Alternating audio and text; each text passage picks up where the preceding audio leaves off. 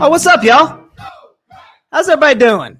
Good evening, everybody, and welcome to Carving It Up Live right here on Facebook Live, YouTube, and on Twitter. As always, I'm Bryson Carver, and I'm feeling mighty fine about myself right now, I must say. Because,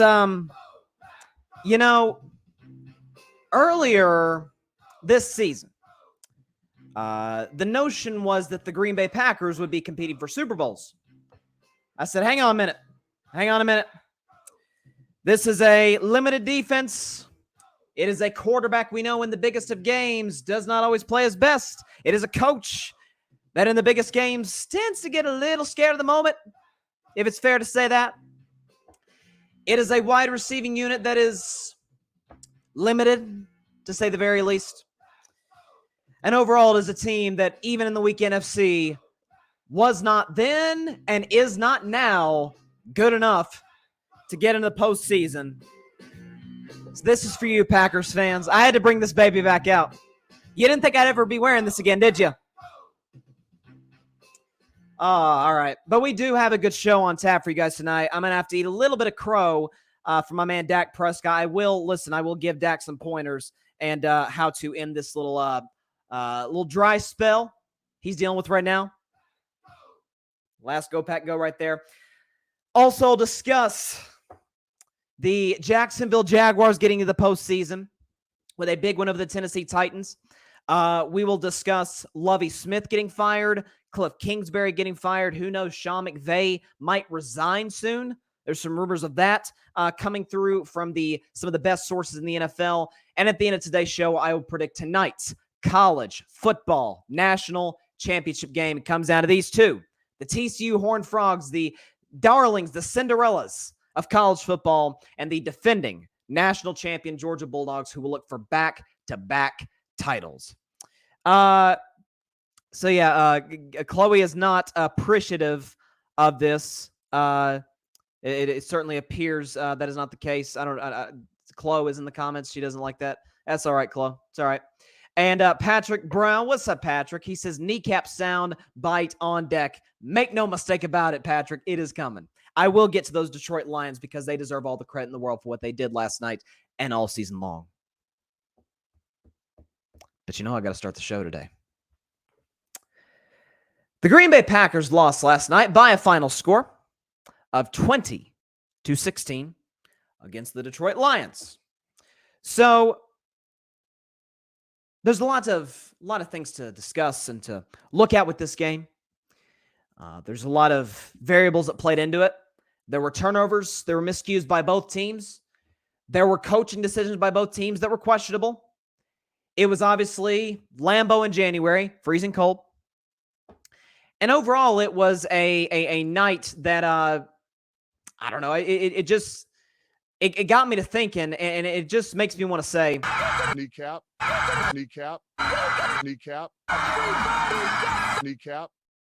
A lot of kneecaps were bitten in Green Bay last night by the Detroit Lions. But ultimately, the Packers collapsed at the end. A lot of blame to go around. Fairly so. But it starts with one man and one man in particular. And that is Aaron Rodgers. So I said I had the audacity to come on this show and dare question that the Packers' 4-game winning streak to this point, not much of it had to do with Aaron Rodgers' play. I gave him props for his leadership in this streak. Very positive outlook, loose. I think helped his teammates a lot. But in this 4-game winning streak, which, by the way, was against the Bears, who have the number 1 pick. They can thank the Houston Texans for that. The Rams, who won 5 games. The Vikings, who have a negative point differential despite being 12-4. By the way, and the Dolphins sandwiched in there. And we know Miami got in the playoffs by the skin of their teeth. But Aaron Rodgers, in this winning streak, against the Bears, he had a QBR of 50. That's not bad, right down the middle, bad average. Against the Rams, he had a QBR of 37. Against the against the Miami Dolphins, he had a QBR of 30. And against the Minnesota Vikings, in which the Packers scored 41 points, Aaron Rodgers had a QBR of 42. This winning streak had very little to do with the great Aaron Rodgers. He's more of a game manager type role. Like Tom Brady, we are seeing the decline with Aaron Rodgers. He doesn't have the arm he used to, not as accurate, doesn't move quite as well in the pocket as we're accustomed to seeing him do so. But when you look at it all in all, last night came down to him. Because I said on this show, and I made a stupid mistake. It was a mistake I did not make last year, by the way, but I made it this year. Maybe because, dare I say, hey, it was still the regular season. I mean, it was technically a playoff game for Green Bay, but it goes in the books as a regular season game. Apparently, somebody didn't tell Aaron that. Aaron must have went into that game in Lambeau last night assuming it was a playoff game, because that's about how he played. Like Aaron tends to play in playoff games, especially the biggest ones, NFC title games, etc. But when I looked at Aaron Rodgers' performance last night, how many breaks did that man get? How many breaks did that man get? Detroit, one of the most explosive offenses in the NFL, was held to 20 points. Okay? Aaron threw a terrible interception in the third quarter. It got called back due to penalty. There were decisions clock management-wise made by Dan Campbell that made you question whether or not he's capable of being an NFL head coach. Aaron Rodgers, for the record last night, got big plays in the receiving game from Christian Watson, got over 100 yards on the ground by his running backs led by Aaron Jones.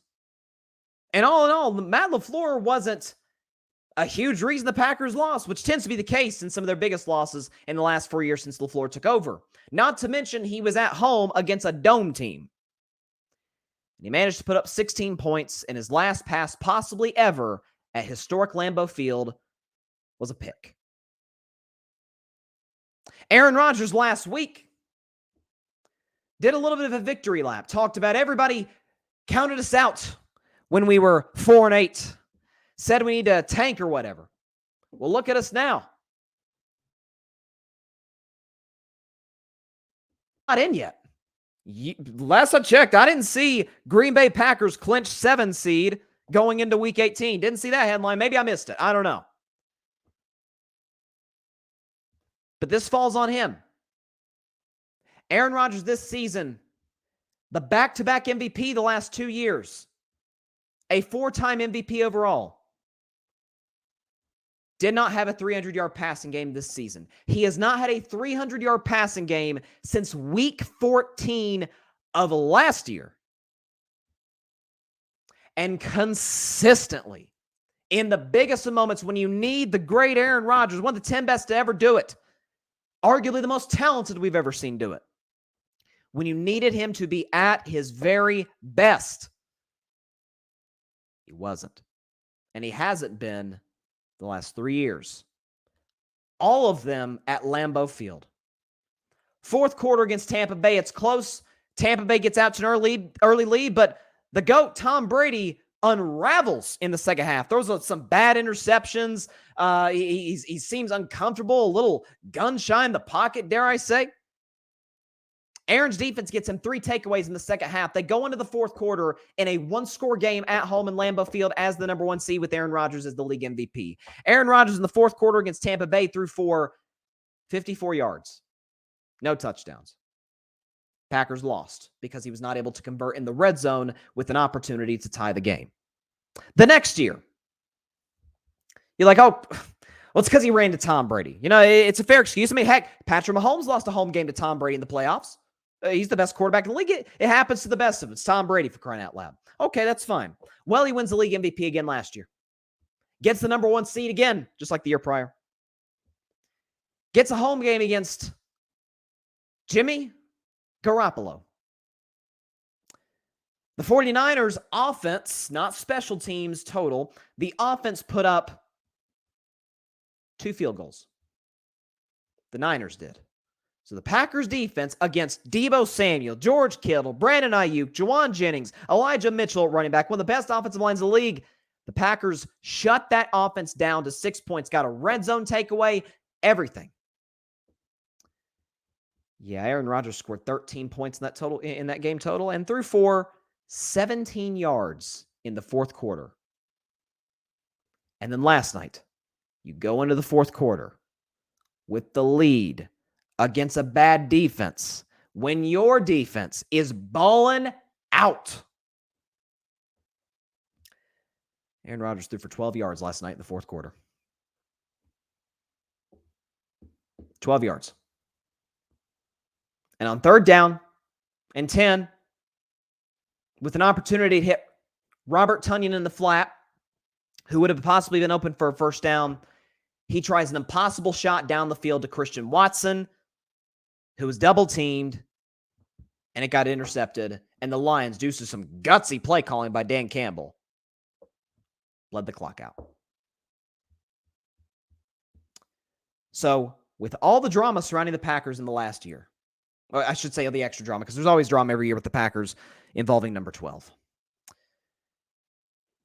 The ayahuasca, holding out to get the biggest contract in NFL history. Having rookie receivers come into your organization and not working out with them. Not building a rapport with them before the season begins. Demanding they keep Randall Cobb, which they do. Basically scaring Devontae Adams out of the organization because you talk about retirement every chance you get. Starting 3-1, then getting into a dry spell where you go down to 4-8. Say, we're not done, which I love the attitude, by the way. You're not done. You weren't mathematically eliminated. To win 4 straight games and then to do a victory lap as if you've not only gotten the playoffs, but you won a playoff game. First of all, Aaron, you had yet to get in yet. And to put that performance last night against the Detroit Lions, who are one of the worst defenses in the NFL, pass-wise. In the pass defense, they're awful. Aaron Rodgers last night at Lambeau Field, 17 for 27, 205 yards, a touchdown, a pick, a QBR of 38, and a passer rating of 83. He was an average quarterback, which at this stage in his career, are we sure that's not who he is? At this stage, not all time. Aaron Rodgers is going to go in the Hall of Fame one day, deservedly so. In my opinion, he's just outside of the top 5 or 6 quarterbacks to ever play the game. We've never seen anybody like Aaron Rodgers.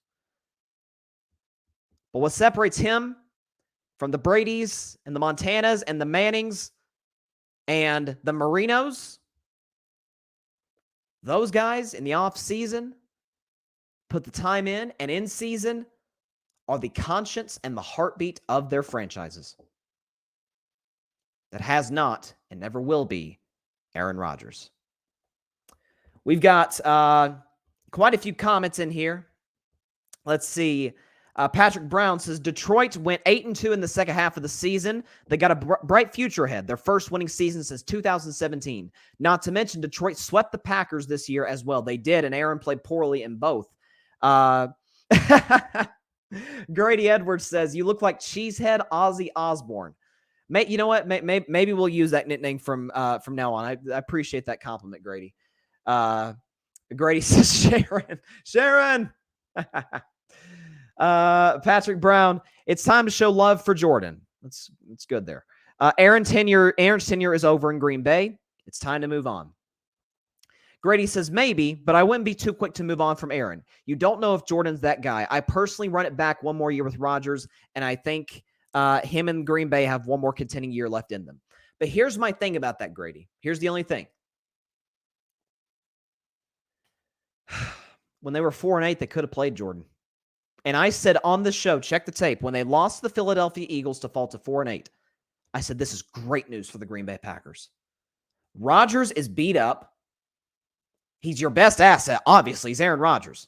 He's one of the best assets in the league. The contract isn't great, but overall, he's one of the best assets. See what Jordan Love's got. If he's good, great. We've got our quarterback for the future. We can trade Aaron and build around a rookie quarterback. Or sorry, not a rookie quarterback, but a quarterback on a rookie deal who's not making a whole lot of money. We can build around him. If he's not good, we either run it back with Aaron next year, or we trade both him and Jordan Love and draft a quarterback. Now, they have no idea what they're going to do. They're stuck. Packers screwed this one up, man. And Grady Edwards says also book it. Josh McCown will be the Texans' next head coach. I will get into the Texans later in the show, Grady, because it seems like the Josh McCown thing has been on tap for quite some time. But yes, Green Bay is out of playoff contention. For their sake, at least we don't get to see them getting destroyed by the San Francisco 49ers. That'll be the Seattle Seahawks. Congrats to the Seahawks for getting in the playoffs, by the way, but they're not beating San Francisco. And so for Green Bay, you're out.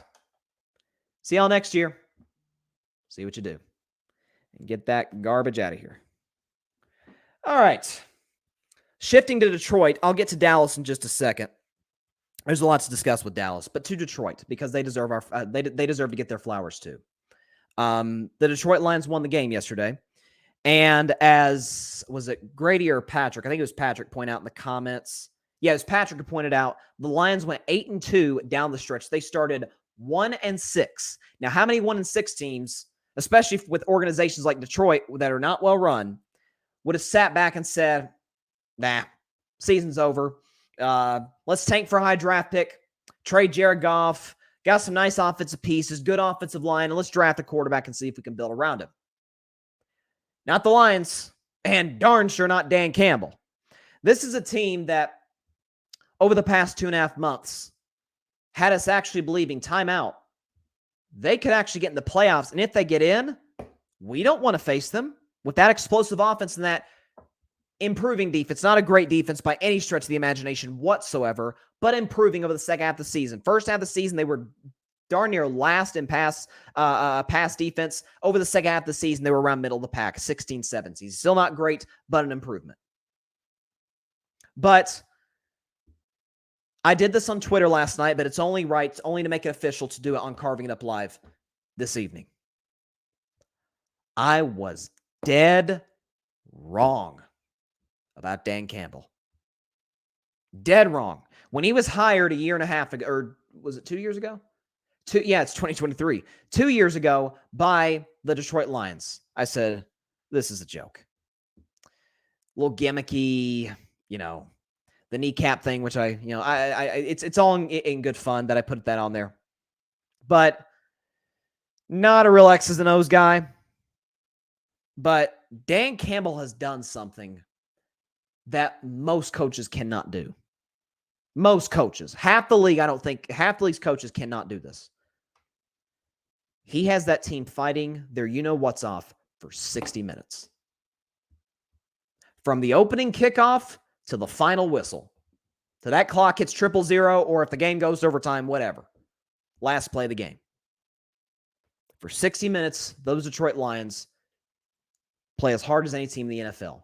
And it's a little bit, it almost reminds me of the Houston Texans. I'm not Houston Texans, the New York Knicks a little bit, right? With Tom Thibodeau. Not a terribly talented team. They play great defense. They've got some nice players, right? They got Julius Randle and Jalen Brunson, RJ Barrett. In Detroit, you've got Jared Goff, who I said in this show numerous times should have been a Pro Bowler. Amon-Ra St. Brown. You got Jamal Williams. You've got DeAndre Swift. You got a tremendous top 10 offensive line in the league. You've got pieces. And to get the best, this is coaching. To get the best out of what you have is what Detroit did.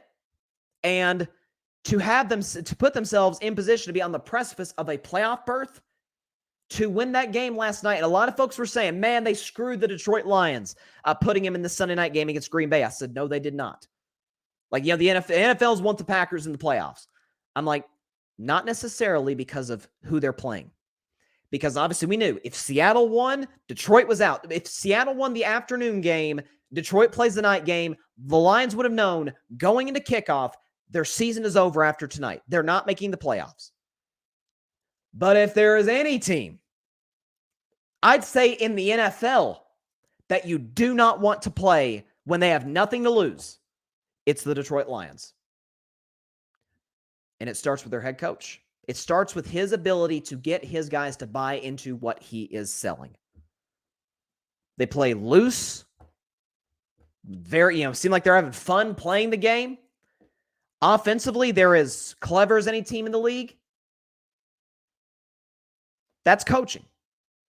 Dan Campbell, in a horrible organization historically, an organization that has not won a playoff game in over 3 decades, has gotten this team to believe, hang on a minute, we're going places. And the Detroit Lions are going places. They've done an outstanding job the last 2 drafts. Jared Goff has only improved because we were thinking Jared Goff, he had a rough last year in Los Angeles, the Rams. That's why the Rams traded him to go get Matthew Stafford. We're like, oh gosh, I don't know. Is this going to work? It's been really good in Detroit. They put the proper pieces around him to go succeed. Give him a running game, give him an offensive line, give him receivers. And all of a sudden, the Lions got hot down the stretch. Make no mistake about it. This team currently constructed, not to mention you got the draft and free agency coming up. Looking at the NFC right now, Brady's going to be out of Tampa. Okay, you've got teams there.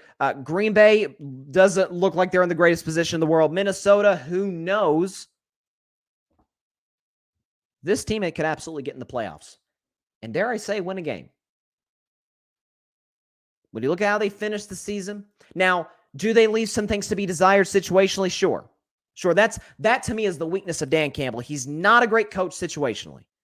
But everywhere else, I don't know what more you could ask for. He's been excellent. And so, hats off to the Detroit Lions.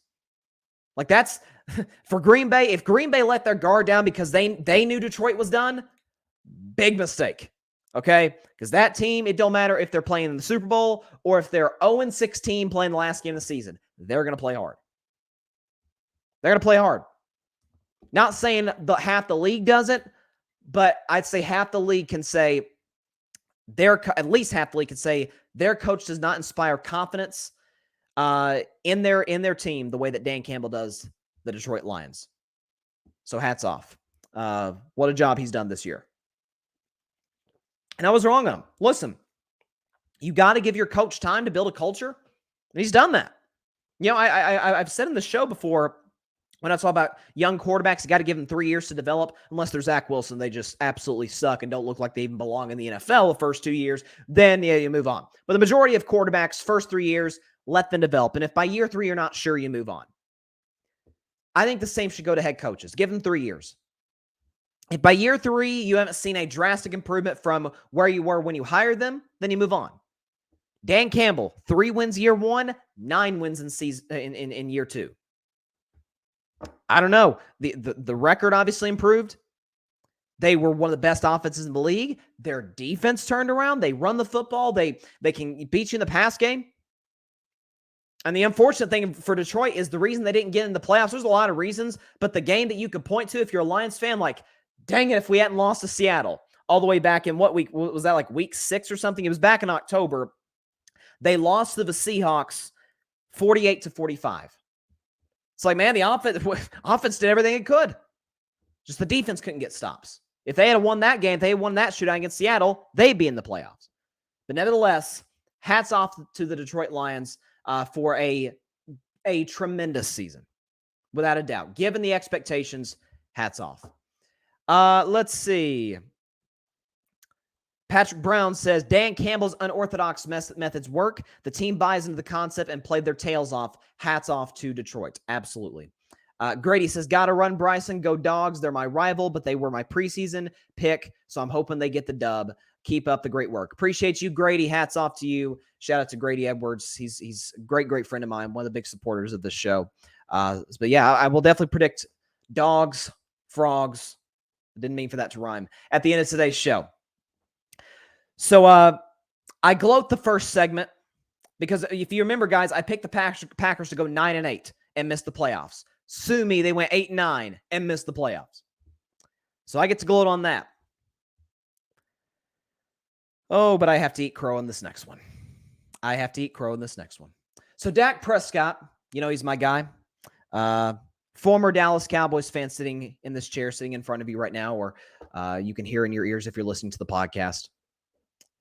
Former Dallas Cowboys fan, in large part because of the fact of how they screwed up the Dak Prescott contract situation 2 years ago when he went down with a career-threatening ankle injury. So I became a Dak fan exclusively. Yesterday, ladies and gentlemen, and I don't think there's any shadow of a doubt about it, that was the worst game of Dak Prescott's NFL career. Matter of fact, I go so far as to say it was the worst of his football career. I haven't checked his high school stats or his Mississippi State stats, but of his NFL career. By the way, statistically, I can prove it. Completion percentage, 38%, lowest of his career. Passing yards, 128, bottom 3 of his career. Yards per attempt, 3.5, top 3 lowest of his career. Passer rating, 45.8, lowest of his career. And not to mention that, listen, we can talk about the interceptions all we want. I think some of it has been blown out of proportion. Not that one yesterday, okay? You are not going to get even the slightest defense from me, or really from anybody for that matter, because you'd be delusional to defend that interception thrown to Kendall Fuller. Okay? Second down, he throws the pass on an out to Noah Brown. Should have been a pick six by Kendall Fuller, but he dropped it. As they say, that's why he's playing defense. But the second time, he's telegraphing it the whole time, and he jumps it, takes it the distance. Touchdown, Washington. Of course, Dallas went on to lose the game 26-6. So for Dak, because we can talk about the Cowboys all we want. Listen, we know they're an average team. I've been saying it all season. Through the highs and the lows, I've been saying the same thing. This is not a Super Bowl contender. They will be one and done in the first round. And I think a week from today, I will be validated in saying that. But for Dak, that's the question. Is he regressing? Because that's kind of been a staple of sports talk radio or television or whatever on the internet. Any article you read, is Dak regressing? I've heard some say, well, this is just who he is. Okay, if Dak Prescott averaged 128 yards a game, pass rating of 45, 3.5 yards attempt, Dak Prescott wouldn't be in the NFL. Okay, if those were his averages, Dak's not Nathan Peterman. Even for the Dak haters, the man can play. That's not him. That was a horrible game. Worst game of his career. But that's not what he gives you every given Sunday. I talked about Dak a week and a half ago when they beat Tennessee.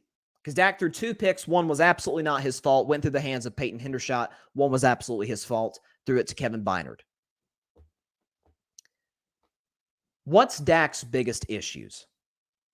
Because for the Cowboys and their fans and for Jerry Jones, they're like, hey, can we go compete for a Super Bowl? Now, I don't think so. However, if you want any chance of doing that, Dak has to be at his absolute best, of course. It is a week in a C. We understand that. Minnesota, we don't buy into. The Giants are a great story. Dable's the coach of the year, in my view, but they're not going to go very far in the playoffs, even if they do beat the Vikings. Seahawks aren't going far. We even have questions about Tampa Bay. We should have questions about Philly. Did you see the Eagles yesterday? Not great.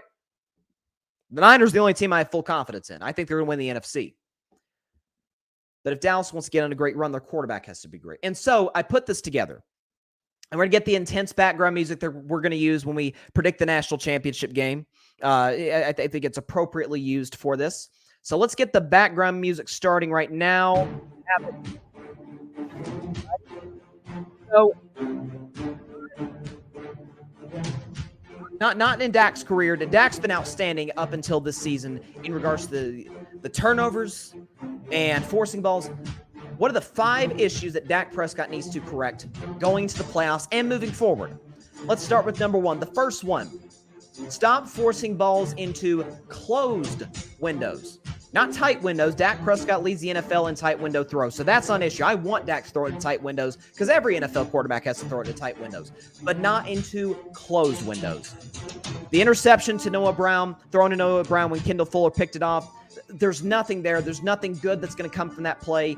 The best case scenario is an incomplete pass, okay? Forcing balls in tight coverage to Dalton Schultz or to Michael Gallup or to T.Y. Hilton, that's not going to get it done. Okay, force a tight window, sure. Not closed windows. When there's nothing there, no need to force it. You're better off, unless it's 4th down and the game's on the line, obviously, just take the sack, throw it out of bounds, throw it in the dirt. Don't force stuff that isn't there. Dak's never had an issue of that until this year. Is it because his receivers can't separate? Yeah, it's in large part. Is it he wants to almost prove to the world that, I can make more out of what I have? Maybe. But there's no need to. There's no need to. He's a good enough quarterback to where he doesn't have to throw the ball into windows that simply are not there. So number one issue for Dak Prescott, stop throwing the ball into closed windows. Number two, throw to Noah Brown minimally. You see the graphic there. You see Noah Brown's face right there. Sorry, I know Noah Brown's catching strays right now, but I'm just saying, throw the ball to Noah Brown minimally. Noah Brown this season in the National Football League is bottom 10 in separation. Last I checked, he ranks 108 out of 118 receivers. He's not very good. Okay, some people were telling me last night he's a decent receiver, right? He can separate. He's established himself this season as a competent receiver. No, he hasn't. There's a reason he was drafted in 2016 or 17. I can't remember which. 5-6 years ago. There's a reason that it took him this long just to get into this role. He's in this role by necessity, by default. Not because he's good enough to be in it. It's because the Cowboys traded Amari Cooper. It's because they lost Cedric Wilson in free agency. It's because James Washington got hurt and never panned out. It's because T.Y. Hilton just arrived in Dallas and is trying to build a nice rapport with Dak Prescott and get the offense down. Noah Brown is there because he has to be there, not because he's good enough to be there. Lamb's the number one. There's no question he has separated himself. Obviously, he's the number one receiver on the team, but as a number one receiver in this league, got nothing bad to say about CeeDee Lamb. Michael Gallup leaves a lot to be desired, but he's still the clear number two on this team. Noah Brown's third. Bad things happen. Whether it be 6 against Jacksonville to end the game where he threw great, perfect, hit him right in the chest pass, and it pops in the air, gets intercepted by Jenkins for the game-winning touchdown in overtime. Whether it's forcing a ball yesterday, I'm not blaming this on Noah Brown. I'm just saying Dak throwing to Noah Brown is never a good combination. Gets picked off by Kendall Fuller. He's tight coverage. He's not a threat down the field. He's not gonna burn you. Stop throwing the ball to Noah Brown if you're Dak Prescott. There's a reason that the Cowboys used him as a blocking receiver up until this season when they had to use him as a wide receiver. Number two for Dak Prescott, throw the ball to Noah Brown minimally. Number three, feel free to check out a bad play calls if necessary. There's nothing wrong with that. Okay, we all know last year, the last play this season, quarterback draw with Dak. He takes off up the middle, runs further than he should have, slides, then it's chaos after that. Bad call. In order for that to have been executed perfectly, the play would have had to take probably 5 seconds and taken the Cowboys another 8 seconds to get to the line of scrimmage and clock it and get one more play in the end zone. It was not a good play call. It wasn't going to score a touchdown, wasn't going to put them in a good position to score a touchdown given the time that was on the clock, and you had no timeouts. Feel free to check out of it. Dallas can run the football. They didn't yesterday, but overall, they've been a good running team, in particular with Tony Pollard and in the red zone with Ezekiel Elliott. If you're in position, you get a call that you don't like, get out of it. You have all the freedom in the world. You're a veteran quarterback. Get out of it. Okay? I know Kellen's your guy, and you have a great relationship with Mike McCarthy. Get out of the play. Okay, because there's sometimes you see Kellen Moore. I've never seen an offensive coordinator more obsessed with curl routes. If you watch the Dallas Cowboys tape, man is obsessed with curl routes. It's all curls. To the right, to the left, right? Lamb, Schultz, and then the other side, you got Brown and Gallup. They love that. For some reason, it goes nowhere. Don't understand why. The windows are going to be tighter. Get out of the play, Dak. Check into a run. Check into a play where you can get the first down, whatever you need to do. Check out a bad play calls if necessary when they come, because they will come given this coaching staff. Number four. Do we have number four? Take what the defense gives him. Take what the defense gives him. Dak's been one of the best quarterbacks in the league and doing that over the course of his career. Up until this year, interceptions wasn't an issue for Dak. He threw all of 4 year. He had 13 year two. I've always said year 2 is the worst year of Dak's career by far. Sophomore slump, did not play well. Year 3, I think he threw, 11 picks? It's not great, but it's not terrible. Plus, he played 16 games that season, as opposed to this year where he played 12. Picks was an issue in 2019. In the limited action he had in 2020, picks wasn't an issue. Picks wasn't an issue last year. He threw 10, but he threw 37 touchdowns. So the touchdown interception ratio was almost 4-1. So that wasn't a problem at all. It has been this year at times because he is forcing. It sort of goes back to my number one issue with Dak this season. Check down to Pollard. Put CeeDee Lamb in position to succeed in the short game. We know CeeDee Lamb's one of the best receivers in the NFL after the catch. For a guy who's kind of got a slim frame, he can break tackles. He can make plays. Get the ball to CeeDee Lamb in the short game. Get it to Tony Pollard, who should be used more on the offense. Even Zeke. Okay? Take what the defense gives you. That's number 4 for Dak Prescott. He never struggled up until this year. He needs to correct that moving forward. And finally, and I think most importantly, just tune out all the noise. Tune out all the noise that's coming in all around you. Dak's going to hear over the next week about he's terrible. The Cowboys should have never paid him. He's an average quarterback. The same jargon that he's heard ever since he stepped into the NFL, and certainly in the last 2.5 years. Just close it off. You're going to hear all the national radio and TV voices say anything. Shut it off. Okay, I know Dak Prescott's brother Tad. Shout out to Tad Prescott. Very active on social media. There's nothing wrong with that. But just tell Tad, hey, I don't want to hear all that. I don't want to hear what's going on ESPN or on Fox Sports, CBS Sports Talk Radio. I don't want to hear that. Okay? Because you can tell Dak's been listening to the noise because he's been uncharacteristically chippy with the media. Not like Aaron Rodgers chippy or Baker Mayfield, but chippy, right? A little bit of a rift between Dak Prescott and the media, and when that wasn't the case before. Don't listen to the media. Tune it out. All right, if you got to turn off your phone, if you got to get off social media, hey, my man Klay Thompson did that, and look how it's turned out for him. He's been outstanding ever since. Shut off your phone, except for loved ones, of course, and teammates. Tune out the noise. Don't worry about what the outside world says. It doesn't matter. It doesn't matter. They can't control what you can control. They can't control what's moving forward in Tampa Bay. So, let's go back over the list for Dak Prescott. Things he's got to improve on moving forward. Number 1, stop forcing balls into closed windows. Number 2, throw to Noah Brown minimally, which hopefully next year isn't an issue because Noah Brown won't be on the team. Number 3, feel free to check out a bad play calls if necessary. Number 4, take what the defense gives him. And number 5, tune out all the noise. Because Dak's had issues with all 5 this season. And it's why, listen, the personnel around him isn't great. We understand that. But blame goes on Dak. He is the quarterback. There's no question about it. He deserves blame. Correct those issues, and you'll be fine. Do I think you'll win against Tampa Bay? Absolutely not. Absolutely. Listen, Dak played one of the best games of his career last year in Tampa Bay. I was there. I saw it. He was amazing. It didn't matter, okay? Because defense couldn't get stops. You're playing the greatest quarterback who ever lived, who has never lost in his career against the Dallas Cowboys. Just clean up the mistakes. Clean up the things that Dak can control. He can't control the personnel around him, okay? But if there's a play call that he doesn't like, get out of it. Get out of it. There's never been a time in the NFL where that's been more, I wouldn't say accepted, but more popular, if you will. Patrick, let me get a drink of water first. That felt good. Patrick Brown says, I've been saying the same thing about taking what the defense gives Dak. Take the shorter gains versus trying to win the down on a big throw. 100%. 100%. Because again, this is not a team constructed like it'd be different if Dallas had guys that necessarily weren't great route runners, but could get past you, that were track stars, right? That could run past the defense. Dak had that a few years ago with Tavon Austin. I wish they'd used him more, right? It's not one of those situations. You got guys who are more possession receivers. For the record, Tom Brady won a lot of Super Bowls with guys who weren't going to burn you. He won a lot of Super Bowls with guys that weren't the greatest route runners. Just get them the ball in space, let them go make plays.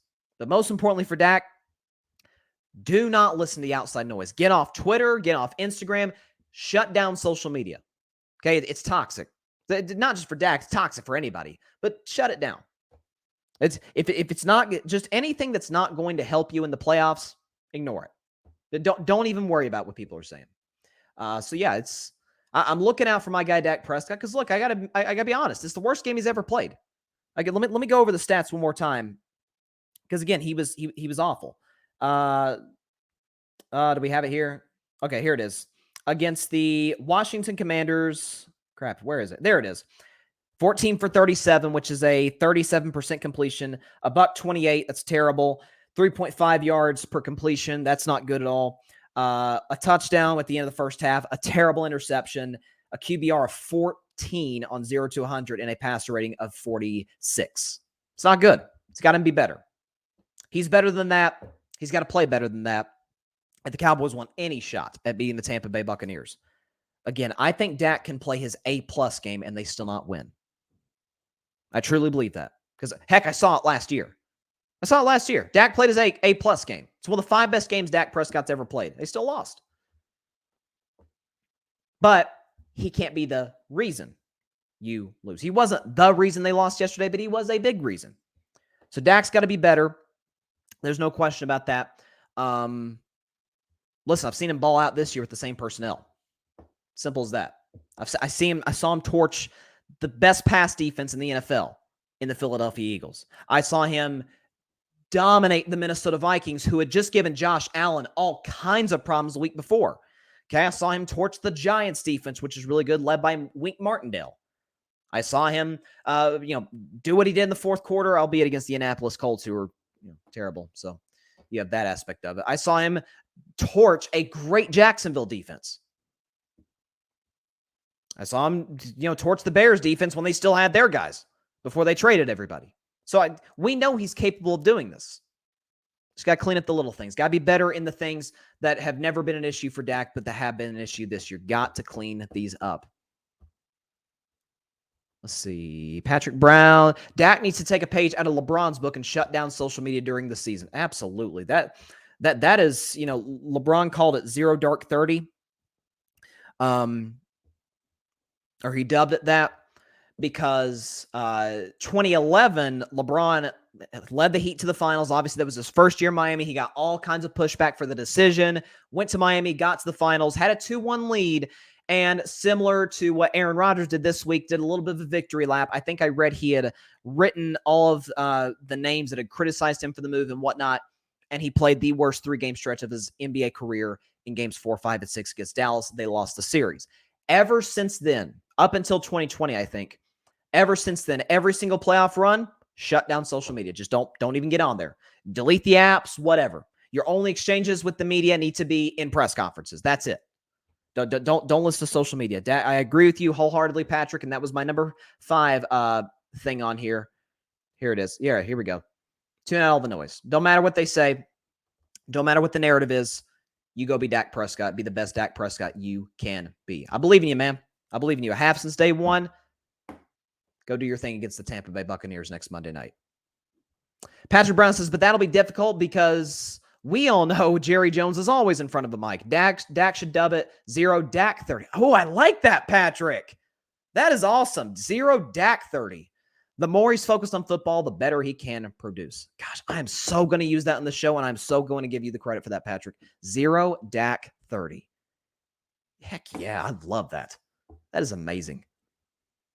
If I knew Dak, I'd send him that in a text. Okay, enough Aaron Rodgers talk, enough Dak Prescott talk. Let's talk about a guy who has had a really good last 2.5 months, and that is Trevor Lawrence. Helping the Jacksonville Jaguars get to the playoffs for the first time since 2017. And it just goes to show you, man, what a generational talent, like once every 15-year type of player can do for even the worst franchises, which Jacksonville historically has been just that. 2020 worst record in football, got the number 1 pick. They actually selected Trevor Lawrence with that number 1 pick. 2021 last year, worst record, got the number 1 pick again. 2022, 9 wins in the playoffs as the AFC South champ. Now listen, the AFC South is a joke division. We understand that. It's a terrible division. Tennessee was second at 7-10. But for Jacksonville, and I said this, I had them as a 6-win team, but I did say that the majority of their 11 losses would be down to the wire, would be very close. What happened with Jacksonville the first half of this year? Outside of the loss at Arrowhead against Kansas City, which was only a 9-point loss, they didn't get the doors blown off them. They were very competitive in most of their games. They barely lost to Washington, right? They lost close games against the Colts when they still had Matt Ryan and Frank Wright, right? And Jonathan Taylor for that matter. Okay, like there were situations in games, late in games, against Houston earlier that season when they lost to the Texans. Little things to correct that they just can't get over the hump. But I said when they hired Doug Peterson, I said they hired the perfect coach for Trevor Lawrence. Because Doug Peterson, he doesn't get enough credit for this. The guy is the quarterback whisperer. He's almost this generation's Bruce Arians. Remember, Bruce Arians had all of these great quarterbacks who had all the success under him. Peyton Manning, Ben Roethlisberger, Carson Palmer, Andrew Luck. Obviously, Tom Brady helped. Tom Brady helped him win a Super Bowl 2 years ago in 2020. Like that's Bruce Arians is the quarterback whisperer. Can we argue Doug Peterson is the same? Carson Wentz had the best year of his career with Doug Peterson. Nick Foles won the Super Bowl with Doug Peterson. Nick Foles won another playoff game with Doug Peterson. Okay? And now Trevor Lawrence. Coming off of what was a horrendous rookie season. Trevor Lawrence was awful. But in his defense, A, he was a rookie. So let's be fair. Kid was a rookie. B, he had Urban Meyer. He had no offensive line. Travis Etienne got hurt before the season even started. The defense was terrible, giving up like 40, 50 points a game some Sundays. But when you have that guy at quarterback, when you have a guy 6'6", what do we give him? 220, 230, monster arm, accurate, moves well, it is very steady, almost a little Joe Burrow-esque, right? Very calm, cool, collected. Has the belief of that entire locker room. Look, Trevor Lawrence is not a rah-rah guy. He's not a Patrick Mahomes or a Tom Brady in that regard. He's a Joe Burrow type of leader. Very chill, very calm. Not gonna necessarily raise his voice a whole lot. There are different ways to lead, and that's one of them. And what he did with the Jacksonville Jaguars sitting there with a 3-7 to get them into the postseason as the AFC South champ, to now host a game against the Chargers, who are all of a sudden, inexplicably, by the way, due to their head coach Brandon Staley, beat up. The Jags are actually ahead of schedule. The Jags weren't supposed to make the playoffs this year. Tennessee was the number 1 seed a year ago, brought most everybody back outside of A.J. Brown. The Colts got Matt Ryan, and they had Frank Reich at head coach. They almost played the playoffs last year. Now, Houston's a dumpster fire. We get that. We knew Jacksonville would be more competitive. They weren't supposed to be in this position. But when you have Trevor Lawrence taking the huge leap that he took this season, when you add a legitimate NFL head coach in Doug Peterson, who's one of the better offensive minds in the league from the Andy Reid coaching tree, by the way, when you make the free agent moves that they made, getting Christian Kirk and company, you see the results. They're in the playoffs. Now, Trevor Lawrence didn't play all that well against the Tennessee Titans on Saturday night. When he had 20 for 32, 212, a touchdown, QBR 43, pass rating of 92. But Trevor missed, and I tweeted about it during that game. Trevor missed some layups. Like, he missed some throws that we are accustomed to seeing him making, both at Clemson, heck, back in high school, then at Clemson, and then now at the Jacksonville Jaguars. We're used to seeing Trevor make some of the throws that he missed on Saturday night. But in fairness, this is a Mike Vrabel defense. Okay? This is a team, and everybody's saying, oh, Jacksonville's going to run away with this one. I'm like, no, they are not. I get Tennessee's on their third-string quarterback, my man Josh Dobbs, who hats off to Space Dobbs. He did all he could. I know they are very limited at wide receiver, and their defense has all kinds of starters down. But Mike Vrabel's the same coach who went to Arrowhead Stadium this season with Malik Willis throwing for like 55 yards in the whole game. Did not get a first down in the second half, yet the game went to overtime. Like, that's Mike Vrabel.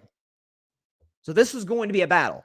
Okay, Jags -6. This is why I've sucked on my segment this year. I've sucked on my segment. Who I betting, man? But I hit it out of the park on this one. Titans +6. That was easy. This was going to be a close game. So maybe Trevor got the bad game out of his system. You know, certainly the Chargers are, again, like I said, beat up. Now Joey Bosa's dealing with injuries. You've got injuries to the secondary. And now, what do the Jags have to lose this week? There's no pressure on the Jags. If they lose, we're like, great season. You won 9 wins. You got 9 wins. You won the division, got to the playoffs after being the worst team in the league last year. It's kind of like Detroit. Like, they took a huge jump. For the Chargers, it's a different story. They're one of the most talented rosters in the league. Their head coach, Brandon Staley's in the hot seat.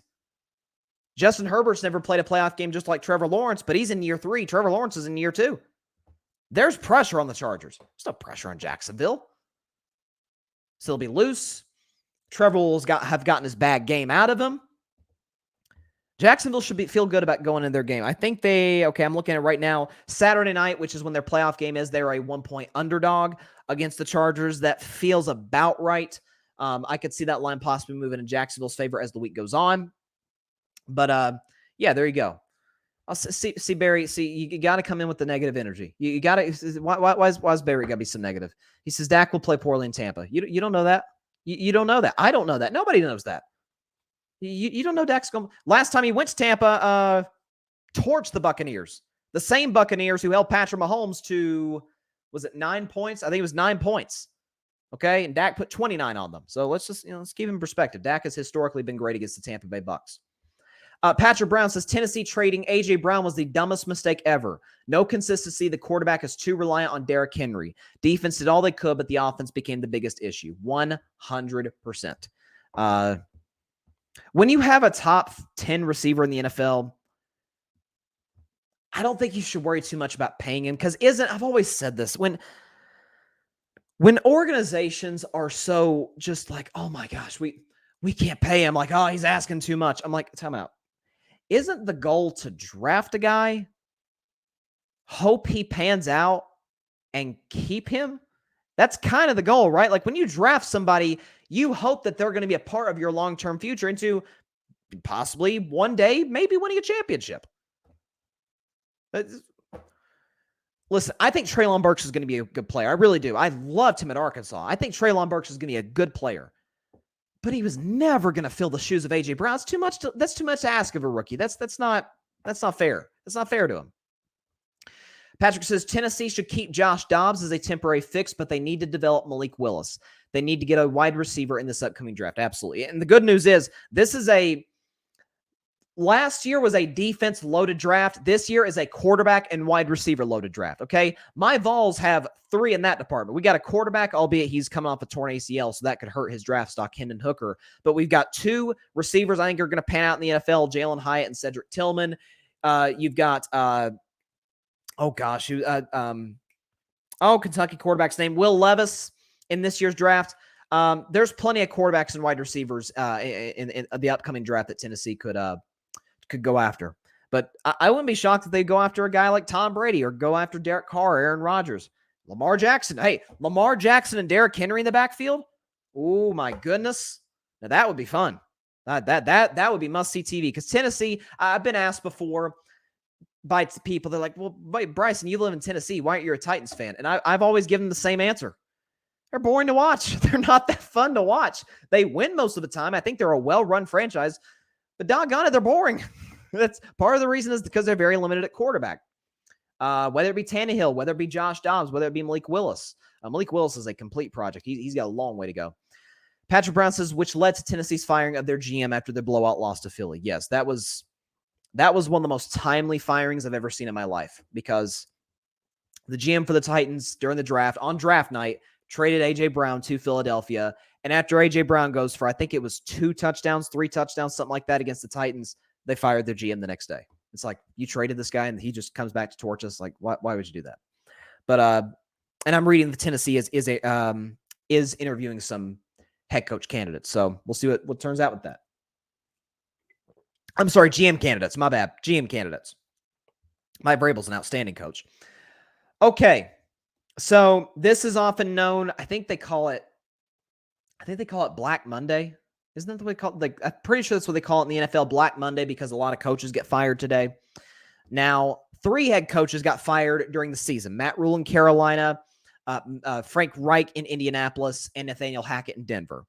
Well, 2 head coaches got fired in the past 24 hours. You had Lovie Smith last night, which I'll get into in about 5 minutes, and you had Kliff Kingsbury about 3-4 hours ago. And by the way, there's rumors that Sean McVay is kind of burnt out on coaching. So he could step down, and then the Rams will be looking for a new head coach. So let me start with Kliff Kingsbury of the Cardinals. So when they made the move, this was before carving it up was a thing. Carving it up started in the middle of Kliff Kingsbury's first year. But when they made the move to hire Kliff Kingsbury, I was like, I don't get it. Well, why? I can understand. Listen, most college coaches don't pan out in the NFL. I'm going to give you a stat for that later in the segment. Most college coaches don't pan out, but most of the time, the college coaches that do get NFL jobs are the very successful ones. You've got your Steve Spurriers, your Lane Kiffins, your Urban Meyers of the world, Nick Saban. Kliff Kingsbury wasn't even a good college coach. He was 35 and 40 at Texas Tech. Kliff Kingsbury, ladies and gentlemen, boys and girls, had Patrick Mahomes in college. And they struggled to make bowl games.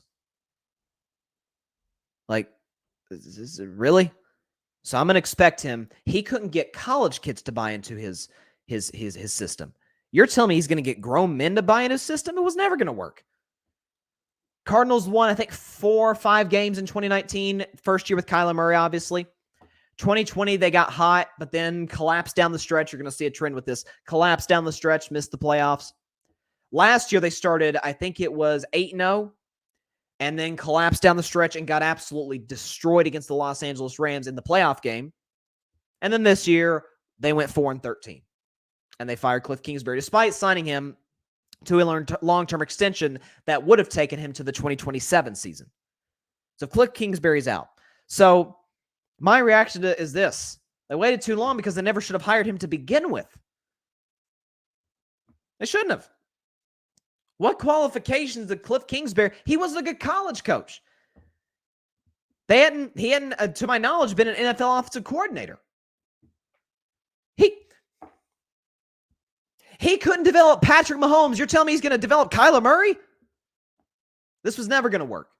And so for Kliff Kingsbury, no, this firing does not surprise me the slightest. By the way, for Arizona, Steve Keim, the GM, he stepped down. So the Cardinals, man, there's not that many organizations in the NFL that are in a worse spot than the Arizona Cardinals are. There's not. Their quarterback, who's a diva and overpaid, is hurt. Probably won't even be ready for next season physically. Their head coach just got fired, and their GM just stepped down. So, like, the 3 most important components to building a great NFL team are all in jeopardy. Like, they're stuck. I wouldn't be shocked, ladies and gentlemen, if DeAndre Hopkins asks out of Arizona. He'd have every right to. Listen, man, I want to see DeAndre Hopkins in a functional organization. He had Houston, which I'm about to get into, and Arizona. Yes, he got great quarterback play in Houston from Deshaun Watson for the time being, at least, and in Arizona with Kyler Murray for the time being. But this is a disaster. Arizona is in some serious trouble. I said before the season that they wouldn't make the playoffs. I did not think it would be this bad. The defense is in shambles. Now J.J. Watt is retiring. By the way, hats off to J.J. Watt, an amazing career. No question is going to be in Canton one day, without a shadow of a doubt. But their defense is beat up and in shambles. They haven't drafted particularly well. Their quarterback is not only hurt, but one of the most overpaid players in football. By the way, there was a stat. The Cardinals have been around for around a century, about 100 years. Not one coach has lasted more than 6 seasons. Now compare that to me, the gold standard organization in football and one of the gold standard organizations in all sports, the Pittsburgh Steelers. Since 1969, they've had 3 coaches. 3. Cardinals, in their 100-year history, not one coach has lasted more than 6 years.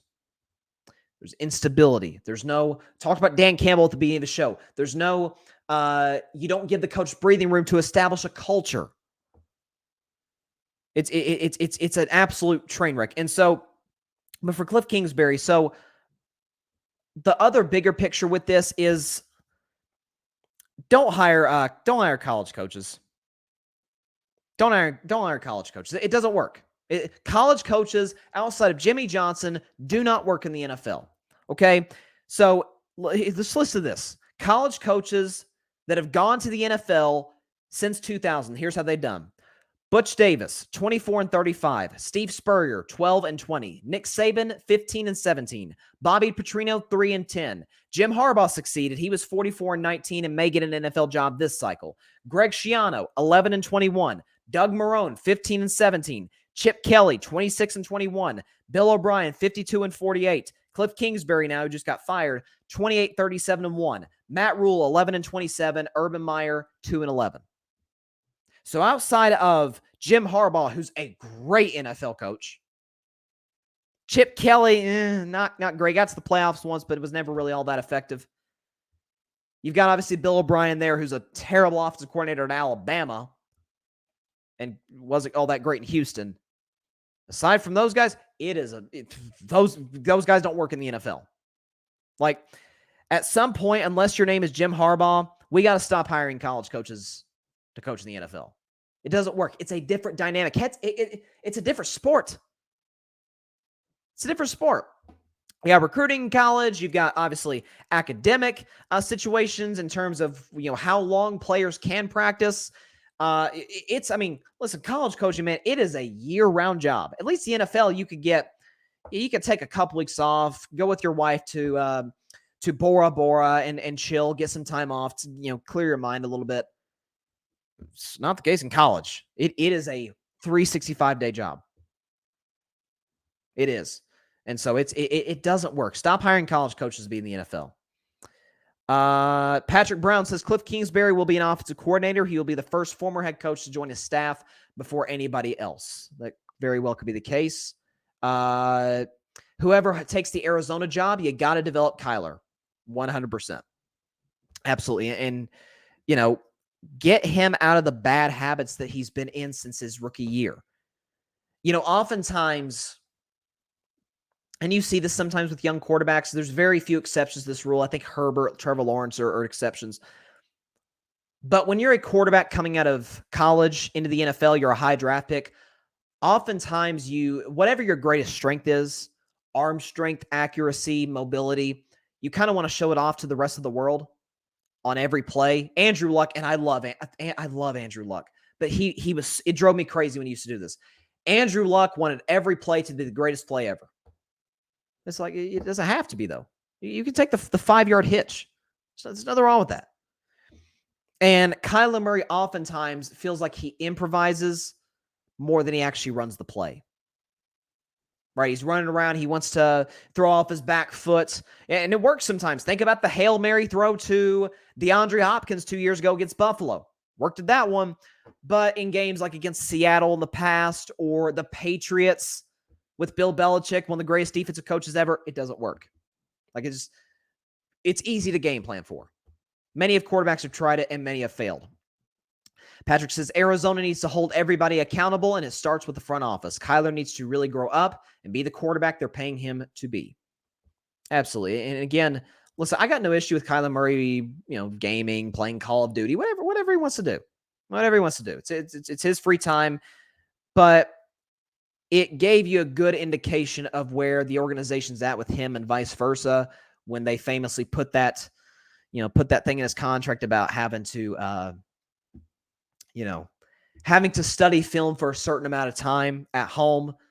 It's like, man, this guy really does not watch film, or this guy really is not that dedicated as you need to be a true franchise quarterback in the league. And so they got to improve in all those situations. To Houston now. Lovie Smith. Lovie Smith was fired after a 3-13-1 season with the Houston Texans. And obviously there's a lot of debate about, because the Texans won yesterday over the Colts. Had they lost, they would have had the number 1 pick. I've talked to some Chicago Bears fans in the last 24 hours. They're calling him a Chicago legend because obviously Lovie Smith helped the Bears get to the Super Bowl in the 2006 season before they lost to Peyton Manning's Colts. He was a great coach in Chicago, and through this win, got the Bears the number 1 pick. So Bears fans love Lovie Smith today. Oh, boy. But what happened last night, and they couldn't even give Lovie Smith the dignity of waiting till today, if they were even going to fire him, is once again an example of the biggest problem in the NFL. Not only do we not hire black coaches, we barely give them a chance. David Culley last year with the Houston Texans. One of the worst rosters in the NFL. One of the most dysfunctional organizations in the NFL, considering the fact at that time Deshaun Watson was still on the roster. So not only did Deshaun Watson want out, but you had all of the sexual assault allegations around him. And you're figuring out, how in God's name do we move this guy? How do we get him out of the building? Not to mention, you had David Culley in year one, who's been in the NFL a long time. Was David Culley an NFL head coaching candidate? No. Then don't hire him. Don't hire him, because then you make him look bad. Then you hurt future black coaches down the road. Lovie Smith's a different story. Lovie Smith's been a head coach in the NFL. Like I said, he led the Chicago Bears to Super Bowl 40, what was it, 41? Super Bowl 41, I think it was, against the Indianapolis Colts. Okay? He was in Tampa for a little while. I think he coached at Illinois, if I'm not mistaken, in college, and then went to the NFL with the Houston Texans.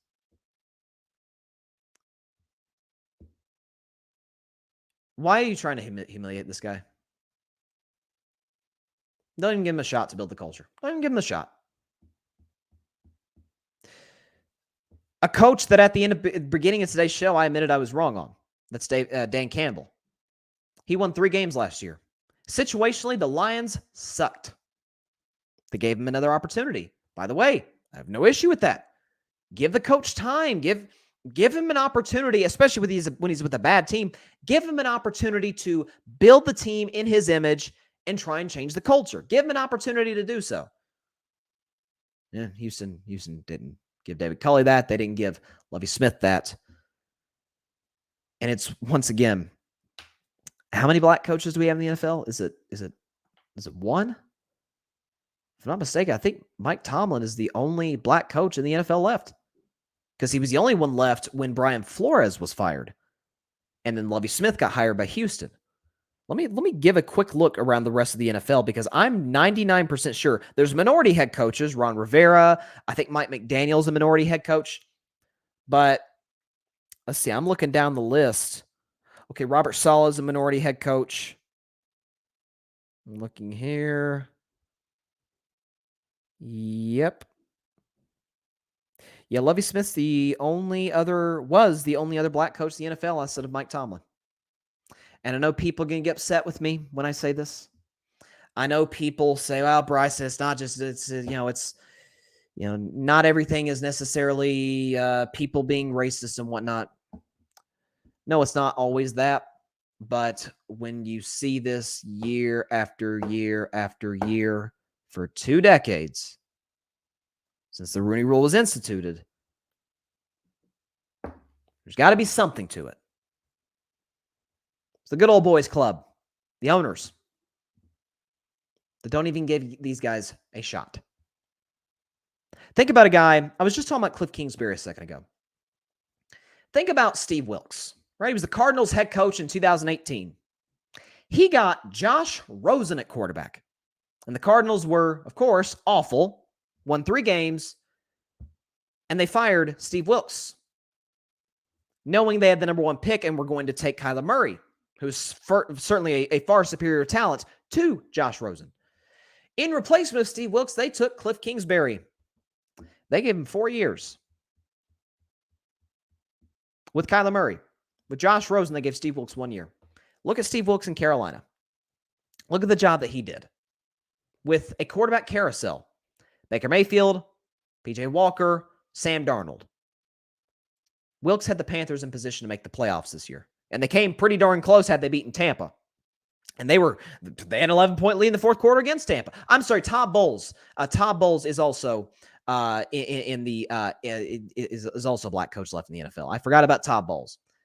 My apologies. Mike Tomlin, Todd Bowles, last black coaches left in the NFL. In a league that is over 65% black. 2 black coaches. Mike Tomlin, Todd Bowles. At some point, we've got to acknowledge the issue here. I don't think the NFL can really do much of anything about this. Goodell can't make teams hire coaches. That's not his call. He can incentivize them to, but we know that NFL teams aren't going to worry about losing a 4th-round pick. They're not. The issue is the good old boys club, the owners. That's the problem in this whole issue in the NFL.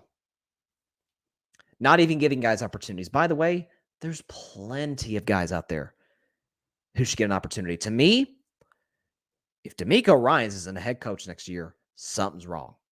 D'Amico Ryans is a tremendous defensive coordinator with the San Francisco 49ers. The same can be said about Raheem Morris of the LA Rams. Think about all the defensive starters the Rams lost this season, and we're still a productive defense. Byron Leftwich possibly could get a job in the future. But what's going to happen? There are 5 jobs open, probably about to be 6 because Sean McVay may step down. So there could be 6 jobs available. You're going to hear the same names that we always hear when the hiring process comes around for the Rooney Rule.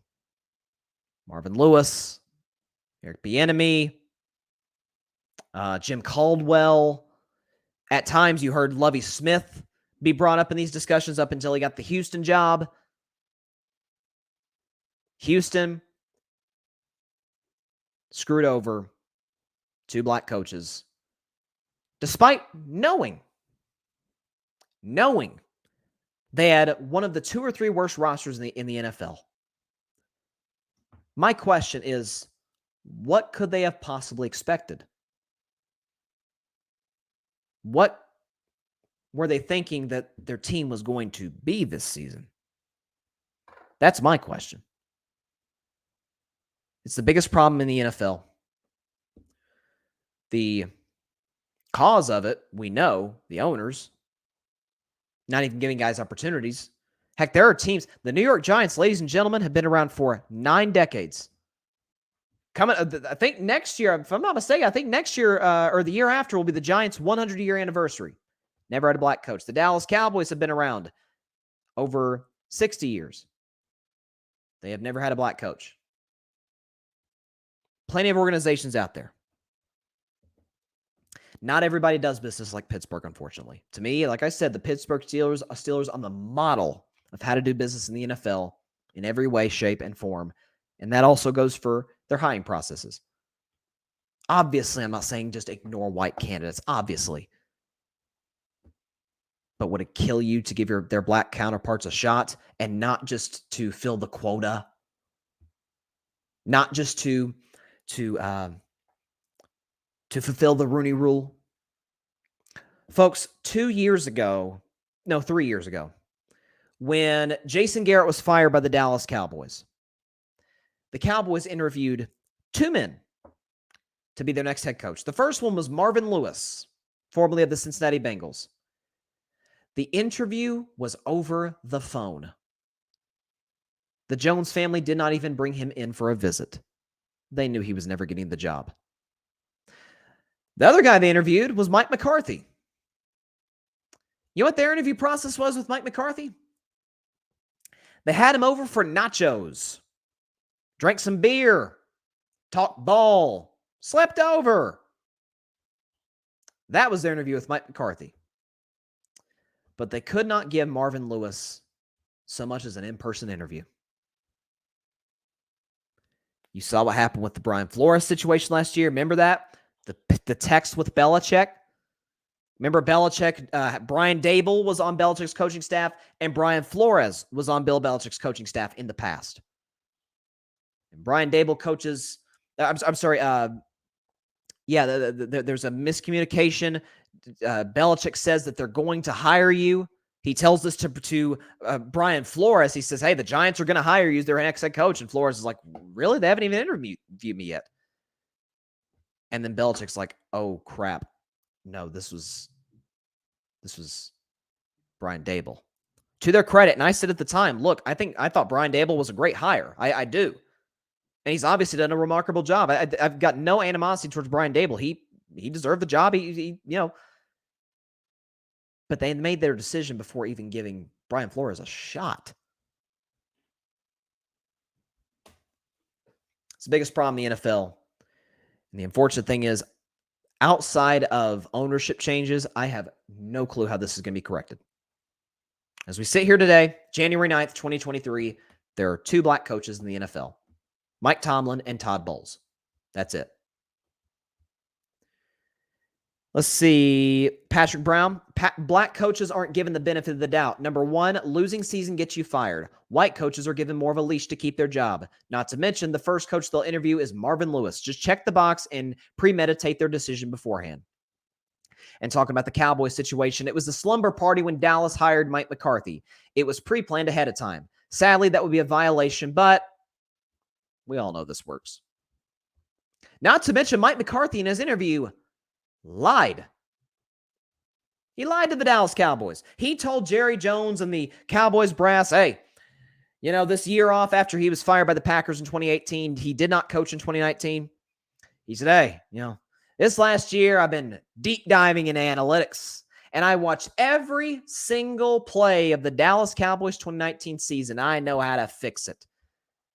And in his introductory press conference, when he was asked about it, this was his response. You said you analyzed every play or watched every play of the entire 2019 season. What is it that you learned from that experience that you think will benefit you most here? Well, I need to confess. I told Jerry I watched every play of the 2019 season, but I wanted the job. So I haven't watched every play of the season, but it was just, you do what you got to do, right? So he can have nachos, drink beer, and lie, but Marvin Lewis can't even get the dignity of an in-person interview. Welcome to the NFL's hiring process. So we'll see what happens. We'll see which head coaches are interviewed to check the box over the next month. It pisses me off. It really, really, really pisses me off every single season. NBA don't have this problem, I'll tell you that much. Patrick Brown, one of the worst coach press conferences ever. Stephen Jones's laugh says it all. Indeed it does. Stephen Jones is, he's laughing right there. He's like, oh, what did we just do? By the way, not to mention, if the Cowboys lose on Monday, I've defended Mike McCarthy a lot this season for the record. I've said, listen, Mike McCarthy lost his starting quarterback for 5 games and went 4-1. Okay, and there wasn't a whole lot of games this year where I'm like, Mike McCarthy lost this game. There was plenty of issues in 2021, or plenty of games where I'm like, yeah, Mike McCarthy cost him there, or they won in spite of Mike McCarthy. Wasn't a whole lot of instances like that this year. But after how yesterday went, losing 26-6 to Sam Howell, and I like Sam Howell in college at North Carolina, but he is a rookie, and he was the third stringer for a reason behind Wentz and Heineke. Losing to Sam Howell and a bunch of backups in Washington, if they turn around next week and stink up the joint against Tampa Bay like they stunk up the joint against the Niners last year, we may be talking about that 6th head coaching spot opening, not necessarily with the Rams, but with the Cowboys. There's going to be a lot of open spots next year. There's going to be a lot of rookie coaches in 2023, without a shadow of a doubt. Before we predict tonight's national title game between Georgia and TCU, I'm going to give it a little quick run through of some of the games in the NFL this weekend. I talked about Jags, Titans, already did a segment on that. But the first game on Saturday was Chiefs, Raiders. I actually thought the Raiders would cover. They did not. Their effort was pathetic. And, listen, not to go back to Lovie Smith, but can I just say this? Lovie Smith won 3 games. It's only 3 games. It's terrible. We get that. But he had one of the worst rosters in the NFL. Josh McDaniels had Derek Carr, Devontae Adams, Darren Waller, Hunter Renfrow, and Josh Jacobs, who led the league in rushing. They won 3 more games than Houston did. And yet, Josh McDaniels keeps his job, but Lovie Smith loses his. I'm just throwing that out there. But Kansas City ran the play heard around the world. I think they called it the ring around the rosy play, which unfortunately was called back due to penalty. I didn't even love the penalty call. Did they call it in Creed Humphrey? I think it was. I think they called it in the center Creed Humphrey, if I'm not mistaken. But Patrick Mahomes, I'm reading right here, he called it the snow globe play. If you didn't see it, please look it up on YouTube. It's very fun to watch. It's a darn shame that was called back. because it was pretty cool. But the Chiefs beat the Raiders and clinched the number 1 seed in the NFC. Tom Brady officially suffered the first loss of his career against the Atlanta Falcons because he started the game. The loss will go on his resume. But before he went out, Tom Brady was looking pretty good. He threw a touchdown pass, was looking good up until he was pulled for Blaine Gabbert in the late in the first half.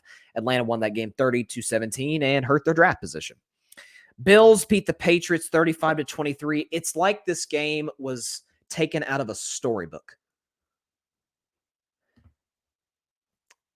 Given what happened with Damar Hamlin on Monday, which, by the way, can I just say, Damar Hamlin was discharged from the hospital today. Damar Hamlin was just discharged from the hospital today. God is good. The prayers have done wonders. The medical treatment he's received has been absolutely remarkable. But I just want to say that Damar Hamlin has been discharged. But for the opening kickoff, Nyheim Hines takes it to the house. The opening kickoff, the first play after Damar Hamlin goes down. It's absolutely outstanding. Takes it the distance and does it again in the second half. Not to mention there are some historical significance that makes you wonder some things, if you know what I mean. So Damar Hamlin obviously wears number 3, and Josh Allen got emotional about the stat. It had been 3 years and 3 months since the Bills had last returned a kickoff for a touchdown. Or I think the opening kickoff for a touchdown, if I'm not mistaken. Like, I mean, come on. Like it doesn't. You can't make this stuff up. You can't write it in a book any better than this. Not to mention that the second kick return for a touchdown by Nyheim Hines came when the Bills were down. You guessed it, 3 points. I mean, it doesn't get better than that. But the Bills won. Obviously, you saw the numerous tributes during the game to Damar Hamlin. But they won the game, clinched the number 2 seed. The Patriots are out of the playoffs, as I said they'd be before the season, by the way. I hit the Patriots and the Packers. I mean, I nailed those. As much as I miss Broncos, Rams, and God knows I missed those. They had a combined record of 10-22. Okay? I was way off on those. But I hit the nail on the head on the Patriots. I said they'd win 7. They won 8. I said the Packers would win 9. They won 8. So there you go. But Mac Jones was terrible.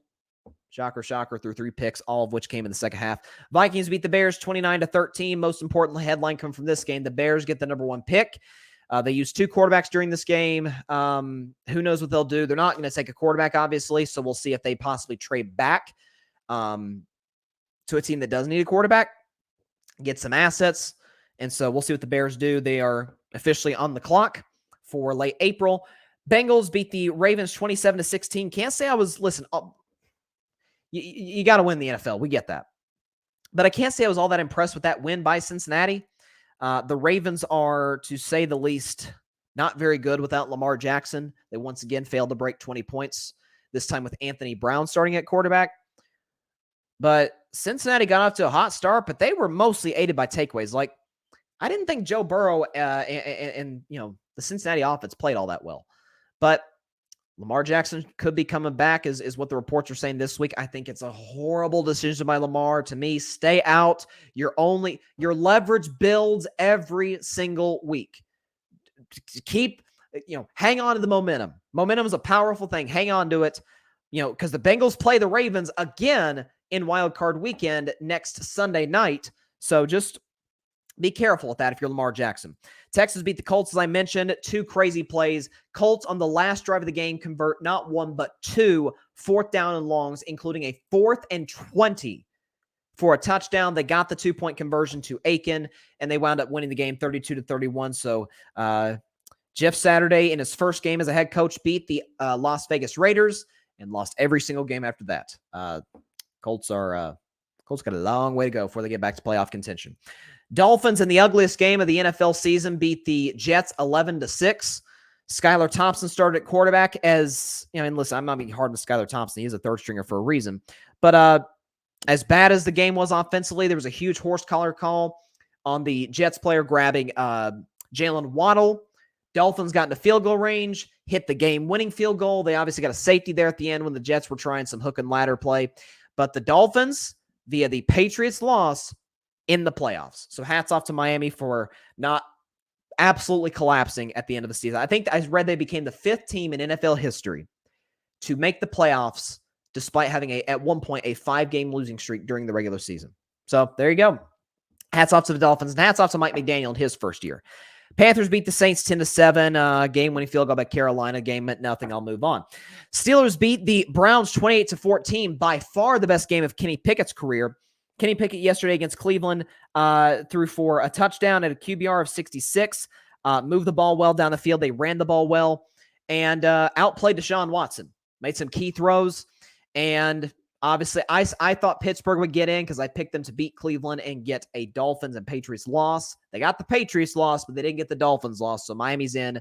Steelers' season is over. But Mike Tomlin, the streak has been saved, ladies and gentlemen. 9-8, winning record, 16 straight years with a winning record. I'm sorry, with a non-losing record for Mike Tomlin. And this one, the most impressive. A quarterback carousel, losing TJ Watt in the season opener.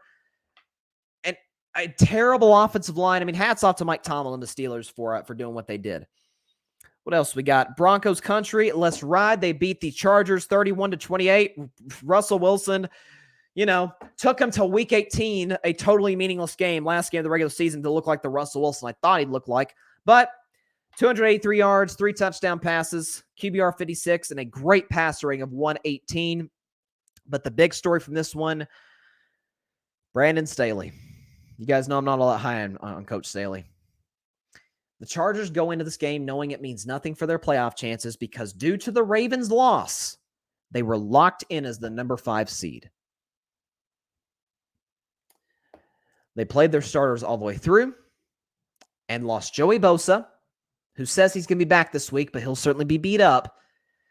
And possibly for the rest of the year, Mike Williams, who's one of the biggest matchup nightmares in the NFL. 6'5", fast, big catch radius, has a great rapport with Justin Herbert, and the Chargers may not even have him.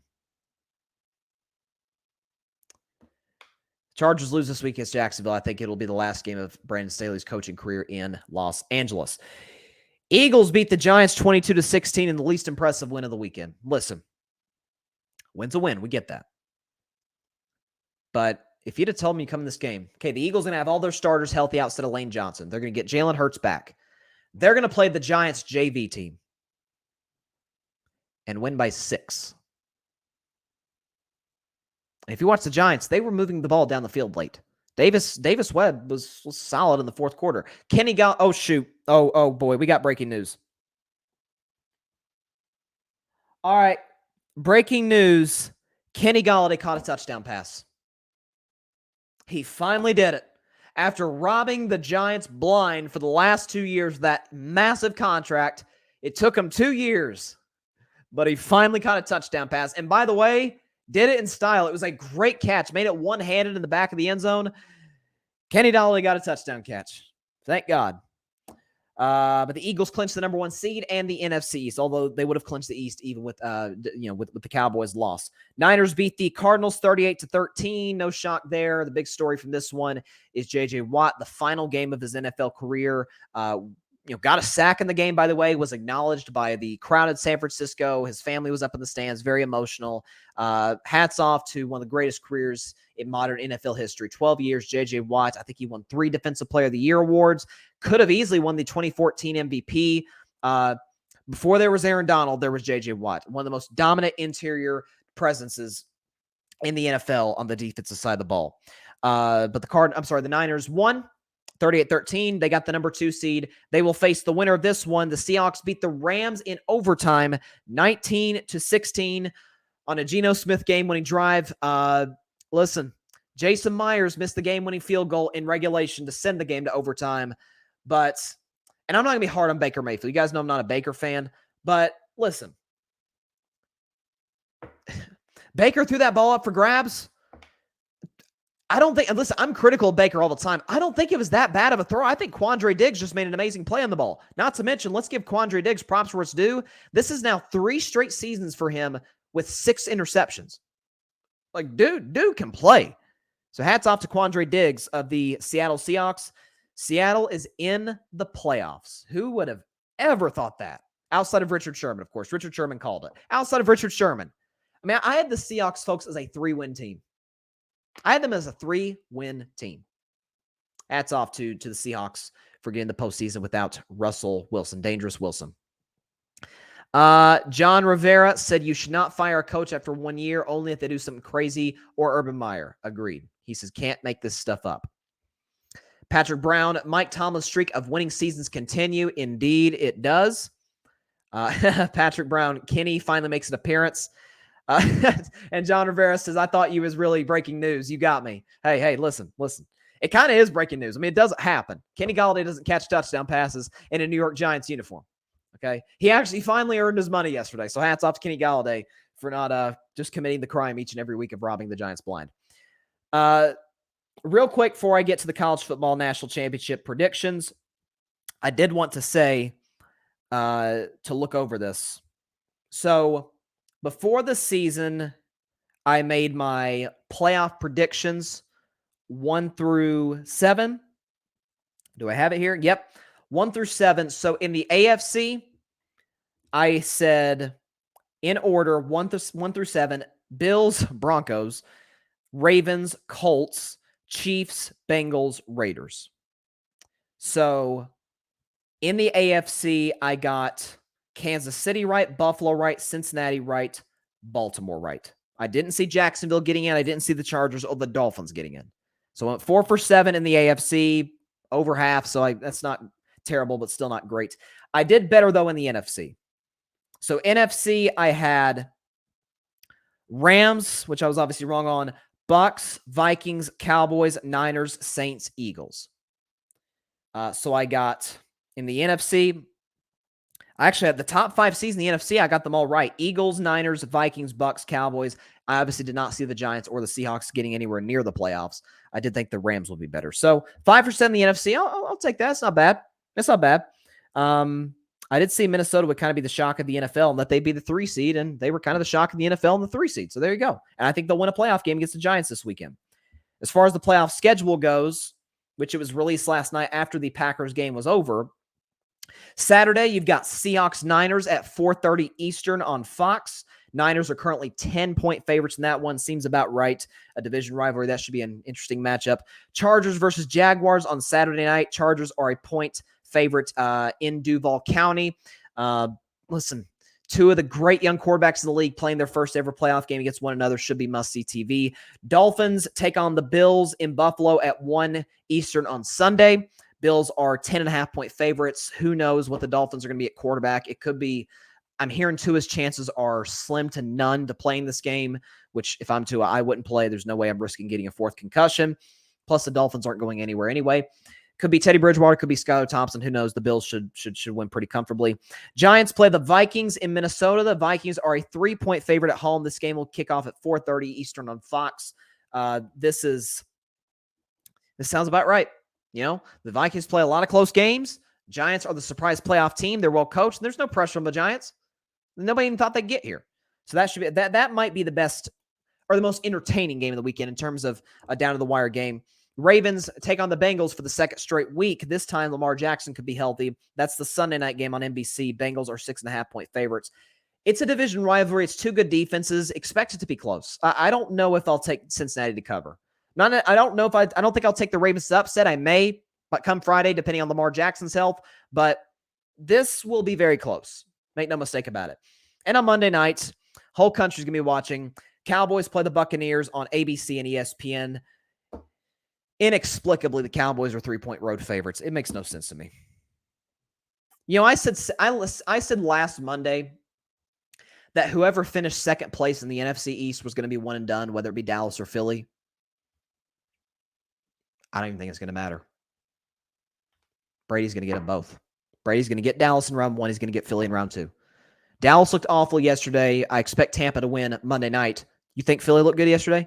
They played the Giants JV squad and scored 22 points, beat them by 6. Not to mention the last time Tom Brady faced these Eagles, the game was over at halftime. Tom's going to get them. Make no mistake about it. All right. It comes down to this. The college football playoff national championship game. Trying to pull up the background music right now to, set the tone for what's going to be a very exciting game tonight. I think between the defending national champion Georgia Bulldogs and the shock of college football, almost like that 10 seed in the March Madness tournament that nobody sees coming, but they get to like the Final Four. It's one of those teams, TCU, who was picked to finish seventh in the Big 12, much less the SEC. It's not the SEC, it's the Big 12. They were picked to finish seventh. So TCU gets here. So here we go. The college football playoff national title game tonight.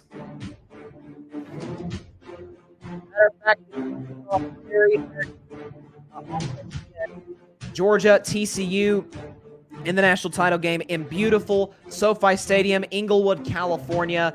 The Dogs are big favorites, minus 13.5 against the TCU Horned Frogs. So here's what I'm looking at for TCU. Obviously, they dropped a 50-burger on Michigan last week in the semifinal game, but 14 of those points were via pick sixes. So they live off the turnovers a little bit. But Max Duggan, and I think was appropriately voted number 2 in the Heisman voting to Caleb Williams of USC. Max Duggan is one of the more gritty players that we've seen in college football. Solid, not a great thrower of the football, but a good one. A good playmaker with his legs. A never quit attitude. Is willing, if you watch the Big 12 title game against Kansas State, willing to put his body on the line every single play for his team to give his guys a shot to win. No question, this was an easy one. Sonny Dykes, the coach of the year in college football, did a remarkable job at leading the Horned Frogs to this point. Again, they were picked to finish seventh in their conference. Here they are with an opportunity to claim the national title. As for Georgia, obviously we all know the defending national champions. They've lost one game in the last 2 years. Not too shameful of a loss, not too shabby a loss. It was to Alabama in the 2021 SEC title game. But Georgia's undefeated. Okay, they're in this matchup for the second year in a row, for the third time under Kirby Smart. Stetson Bennett, for his flaws, for his limitations, has been playing outstanding football. He was money in the fourth quarter against the Ohio State Buckeyes, leading back-to-back touchdown drives to win it. This Georgia defense, though, as great as it is, Javon Carter is going to be arguably the first or second or third pick in this year's draft. He's outstanding. However, this is a Georgia defense, as I said, that can be had. Okay, they're not as good at getting to the quarterback as last year's Georgia defense was. LSU dropped 30 on them. Ohio State dropped 40 on them. This is an explosive TCU offense that the offense alone scored 37 against the Michigan Wolverines last week. Expect TCU to get turnovers in this game. I expect Stetson Bennett to have a rough first half. Okay, he's coming in a little overconfident for my taste. The kid's acting like he's the second coming or something. I don't know. But I expect him. When it's close, down to the fourth quarter, I think, listen, TCU covering the spread, I've got that all day, every day. It comes down to the wire, but when it's all said and done, the Georgia defense gets a stop at the end, just like they did last year against Bryce Young and Alabama. The Georgia Bulldogs win this game 35-27 over TCU. They do not cover the 13.5-point spread. That feels like a lot. This is a good TCU football team. I was wrong on them clearly all season long. They are legit. They are well coached. They've got a very underrated defense and great playmakers on the outside and in the running game.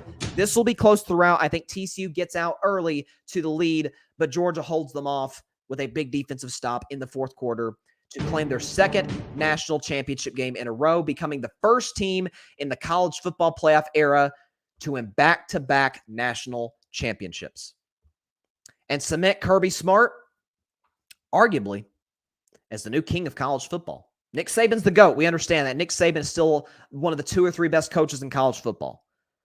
But a new king has arrived, and it's Kirby Smart. We've got a comment here. Patrick Brown's got TCU in the upset. They'll have to build a lead and make Stetson Bennett play from behind. Okay. Listen, I could see TCU winning. I know. I think it was Paul Feinbaum, who's one of the more respected voices in college football. I think he said something along the lines of TCU winning this year's national championship would be the most unlikely national champion in college football history.